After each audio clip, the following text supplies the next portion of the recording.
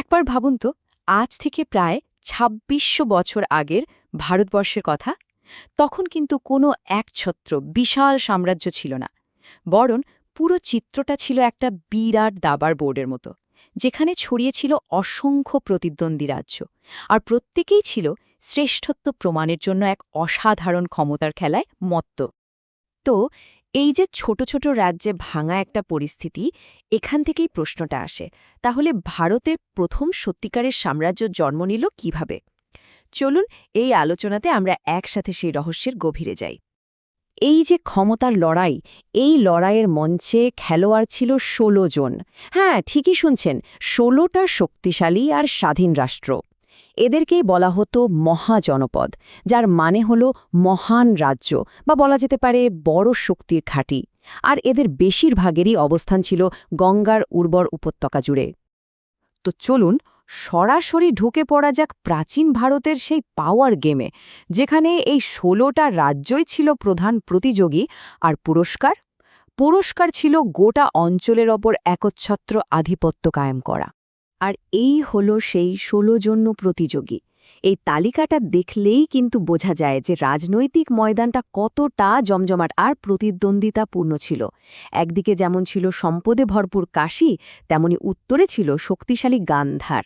মানে পূর্বের অঙ্গ থেকে শুরু করে পশ্চিমের অবন্তী পর্যন্ত প্রত্যেকেই ক্ষমতা দখলের জন্য ছিল একেবারে মরিয়া। কিন্তু মজার ব্যাপার হলো, এই খেলার নিয়ম কিন্তু সবার জন্য একরকম ছিল না। কারণ এই রাজ্যগুলোর শাসন ব্যবস্থা ছিল দুই ধরনের, আর এটাই তাদের লড়াইটাকে আরও ইন্টারেস্টিং করে তুলেছিল। বেশিরভাগ রাজ্যেই ছিল রাজতন্ত্র, মানে রাজার কথায় শেষ কথা। কিন্তু এর মধ্যেই ব্রিজি আর মল্লর মতো রাজ্যগুলো ছিল একদম আলাদা।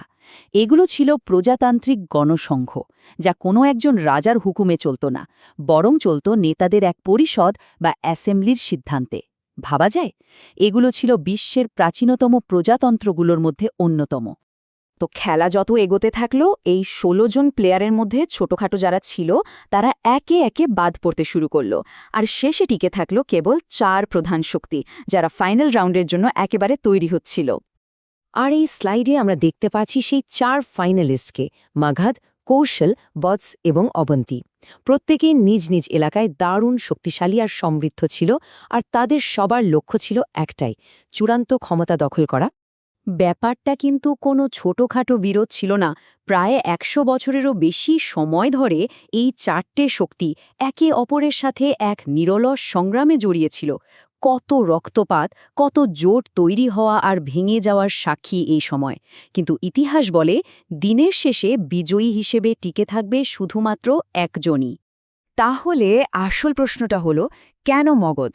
এমন কি বিশেষত্ব বা সুবিধে ছিল মগধের কাছে, যা দিয়ে তারা বাকি সবাইকে হারিয়ে এক বিশাল সাম্রাজ্য গড়ে তুলতে পারল? চলুন সেই কারণগুলোই এবার খুঁজে বের করা যাক।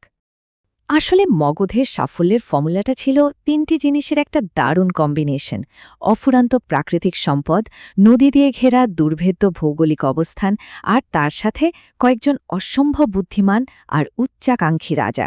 প্রথমেই আসি সম্পদের কথায়। দেখুন, মগধের হাতের কাছে ছিল লোহার খনি। এর মানে কি? এর মানে হলো তারা অনেক উন্নত মানের অস্ত্রশস্ত্র তৈরি করতে পারত, যা যুদ্ধক্ষেত্রে তাদের প্রায় অজেয় করে তুলেছিল। শুধু তাই নয়, তাদের বিশাল হাতি বাহিনী ছিল, বলা যেতে পারে সেই যুগের জীবন্ত ট্যাঙ্ক। দ্বিতীয় পয়েন্টটা হলো সুরক্ষা। মগধের রাজধানী গঙ্গা, সোন আর চম্পা নদী দিয়ে ঘেরা ছিল। এই নদীগুলো একদিকে যেমন প্রাকৃতিক দুর্গের মতো কাজ করত, তেমনি অন্যদিকে ছিল ব্যবসা বাণিজ্যের প্রধান রুট। অর্থাৎ সুরক্ষা আর অর্থনীতি দুটোই ছিল নদীর আশীর্বাদে একেবারে সুরক্ষিত। আর ৩ নম্বরে, যেটা হয়তো সবচেয়ে জরুরি ছিল, সেটা হলো নেতৃত্ব। বিম্বিসার, অজাতশত্রু এবং মহাপদ্য নন্দের মতো রাজারা ছিলেন ভীষণ দূরদর্শী এবং একই সাথে নির্মম। তারা কূটনীতি আর যুদ্ধ দুটোই এমন দক্ষতার সাথে ব্যবহার করেছিলেন যে একের পর এক রাজ্যকে নিজেদের নিয়ন্ত্রণে নিয়ে আসতে পেরেছিলেন। তো এই যে এত বড় একটা ঐতিহাসিক ঘটনা ঘটে চলেছে, এই প্রেক্ষাপটে প্রাচীন বাংলার অবস্থানটা ঠিক কোথায় ছিল? চলুন এবার সে সংযোগটা একটু খুঁজে দেখি। এই যে ১৬টা মহাজনপদের কথা আমরা বলছিলাম তার মধ্যে অঙ্গ নামের একটা রাজ্য ছিল। এর অবস্থান ছিল এখনকার বিহারের ভাগলপুর অঞ্চলে, মানে প্রাচীন বাংলার একেবারে গা ঘেঁষে। আর সময়ের সাথে সাথে এই শক্তিশালী অঙ্গ রাজ্যটাও কিন্তু মগধ সাম্রাজ্যের অংশ হয়ে গিয়েছিল। অবশ্য পুন্ড্র বা বঙ্গ এই নামগুলো কিন্তু প্রথম ১৬ জনের লিস্টে ছিল না, কিন্তু সময় গড়ানোর সাথে সাথে এই এলাকাগুলো বেশ শক্তিশালী হয়ে ওঠে এবং তারাও মগধ সাম্রাজ্যের প্রভাব বলয়ের মধ্যে চলে আসে। আর এভাবেই এই অঞ্চলের ইতিহাস বৃহত্তর ভারতীয় ইতিহাসের সাথে জুড়ে যায়। মগধের উত্থানের এই পুরো গল্পটা আমাদের একটা খুব পুরনো কিন্তু জরুরি প্রশ্নের সামনে এনে দাঁড় করায়।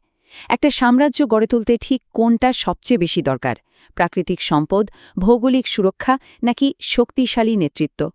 মগধের কাছে এই তিনটেই ছিল, কিন্তু ভাবার বিষয় হল এর মধ্যে কোনটা ছাড়া বিজয় হয়তো একেবারেই অসম্ভব হয়ে যেত।